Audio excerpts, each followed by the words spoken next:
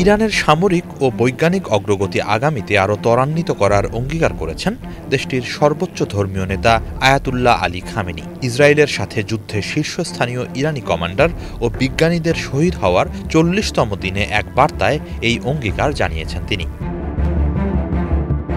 ২৫ জুলাই জাতির উদ্দেশ্যে দেয়া ওই বার্তায় ইরানে হামলার জন্য ইহুদিবাদী ইসরায়েলি শাসক গোষ্ঠীর তীব্র নিন্দা জানিয়ে খামেনি বলেন, এতে ইরান যে সামরিক কমান্ডার ও বিজ্ঞানীদের হারিয়েছে, নিঃসন্দেহে তা অনেক বড় ক্ষতি। তবে এরপরও ইসরায়েল তার লক্ষ্য অর্জন করতে পারেনি। ইসরায়েলকে নির্বোধ ও অদূরদর্শী অভিহিত করে সর্বোচ্চ নেতা বলেন, ইরানের অগ্রগতিকে থামিয়ে দেওয়ার ইসরায়েলি প্রচেষ্টা উল্টো বুমেরাং হয়ে ফিরেছে। আগামীতে সামরিক ও বৈজ্ঞানিক উভয় ক্ষেত্রেই ইরান নতুন নতুন দিগন্ত উন্মোচন করবে। এ লক্ষ্যে প্রয়োজনীয় সব পদক্ষেপ নেয়ার অঙ্গীকার করেন তিনি।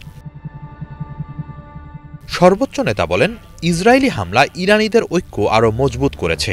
এদিন আগামীর পরিস্থিতি মোকাবেলায় ইরানি সমাজের সর্বস্তরের জন্য ৭টি কৌশলগত দায়িত্ব নির্ধারণ করেন তিনি। এগুলো হলো জাতীয় ঐক্য বজায় রাখা, বৈজ্ঞানিক ও প্রযুক্তিগত অগ্রগতি ত্বরান্বিত করা, জাতীয় মর্যাদা রক্ষা করা, প্রতিরক্ষা সক্ষমতা বাড়ানো, সরকারের দক্ষতা নিশ্চিত করা, আত্মিক দিক নির্দেশনা প্রদান, বিশেষ করে তরুণদের মধ্যে বিপ্লবী চেতনা জাগ্রত রাখা। হিজল জোপায়ের, বাংলা ভিশন।